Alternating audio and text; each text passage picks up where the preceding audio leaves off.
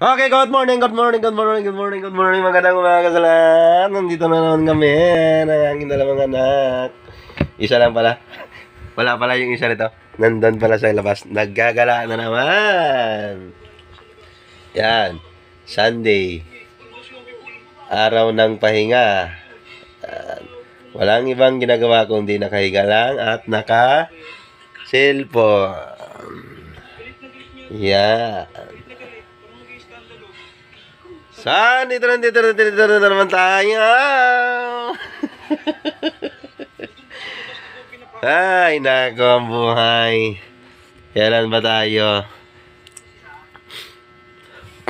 Pero, tiwala lang sa Panginoon mga kasama, mga kaibigan, at mga kababayan ko dyan sa Cebu.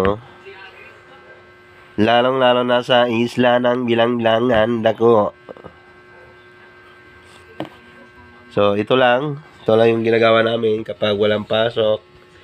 Nandito lang kami sa bahay at nagtatago, hindi lumalabas.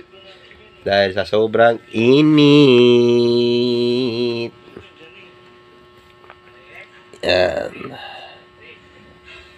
Tapos, nanonood ng palabas. Yan.